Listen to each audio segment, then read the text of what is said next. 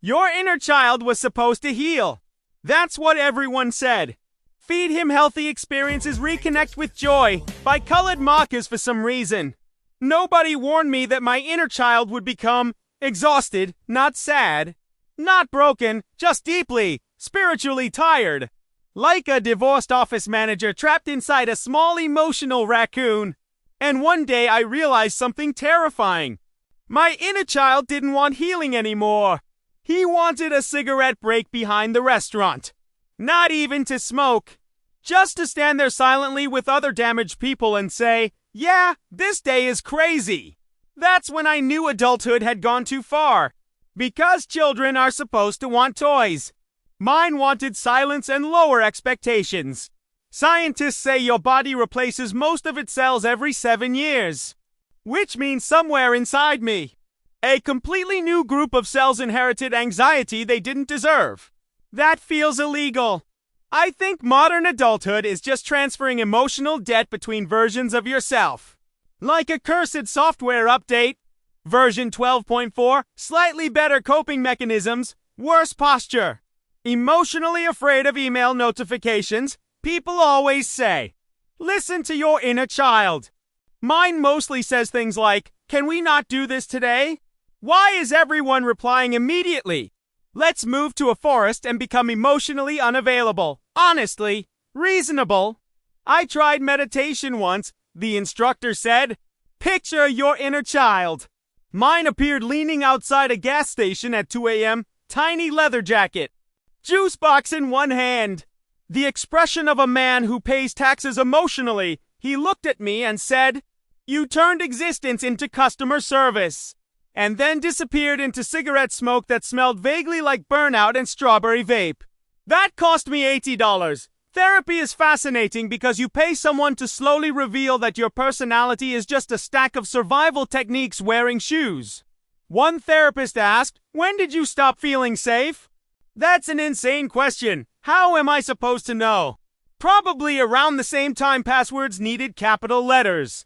I think everyone's inner child ages differently. Some people still have joyful children inside them. You can tell, those people own plants voluntarily. My inner child looks like he's been emotionally audited by the government. He sighs before opening apps. Sometimes I catch myself saying, after this week things will calm down. I've been saying that for 6 years.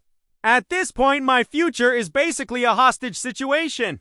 Scientists say stress shortens your lifespan. Which explains why every group chat notification feels like a small assassination attempt. Especially work group chats.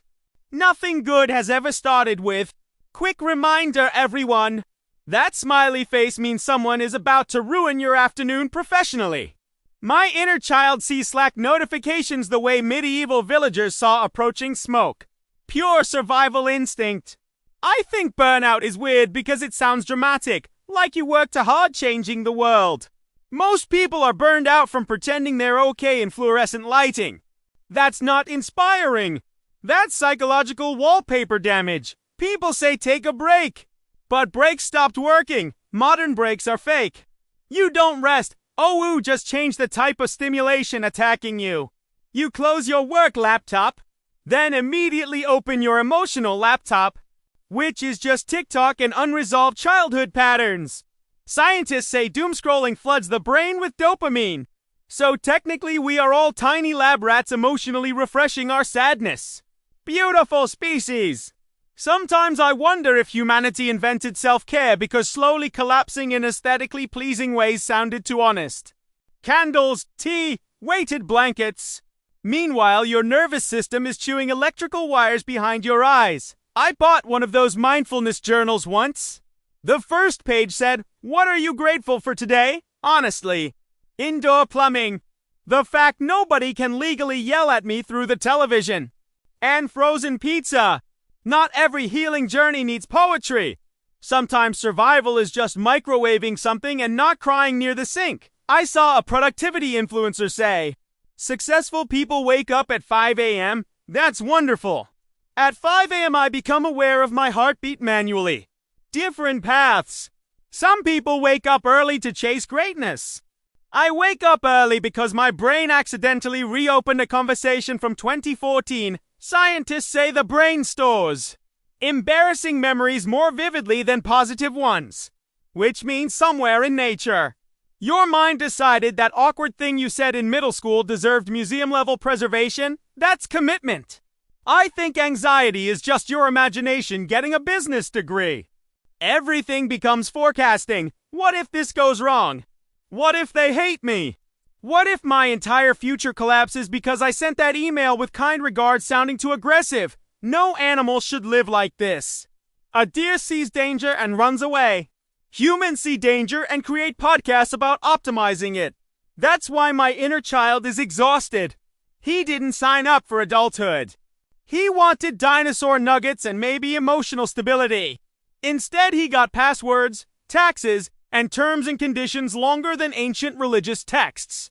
I think the saddest thing about growing up is realizing adults were never calm. They were just too tired to explain the panic. As a kid, I thought adults understood life. Now I've seen grown men stare into refrigerators like philosophers who lost faith. Nobody knows what's happening. Some people just own better shoes.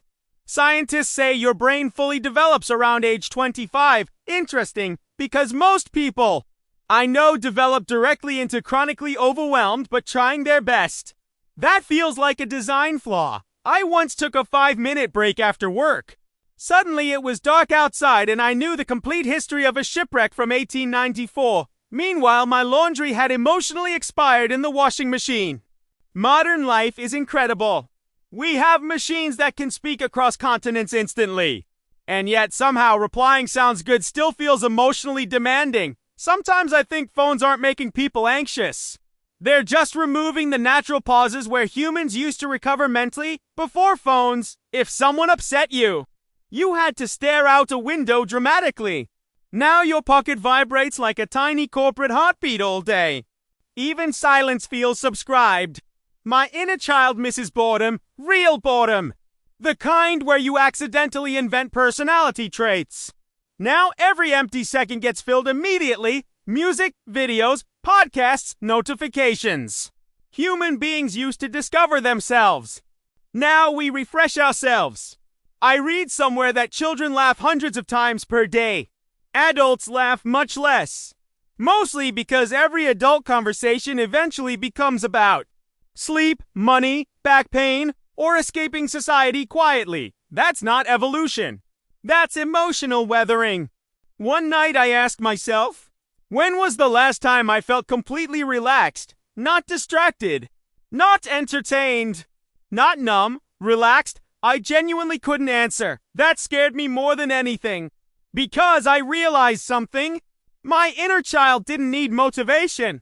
He needed safety, not success, not optimization, not a morning routine designed by a Scandinavian cyborg entrepreneur. Just safety. Safety enough to stop performing survival all the time.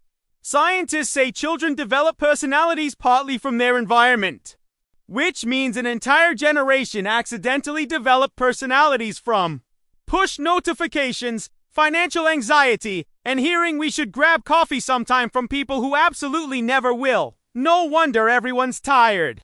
Even our hobbies became competitive. People can't just bake bread anymore.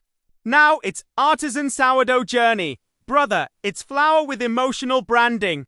My inner child doesn't want a side hustle. He wants to sit on the floor eating cereal while watching cartoons without feeling guilty for existing. That's the real dream now. Not luxury.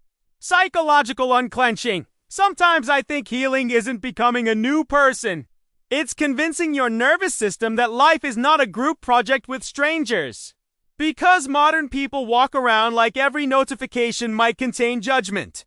Even positive emails feel threatening. Hey, great work! Why are you yelling? Scientists say humans are social creatures. Interesting theory. Then why does every social interaction require 3 business days of emotional recovery? Especially phone calls. Phone calls feel ancient now.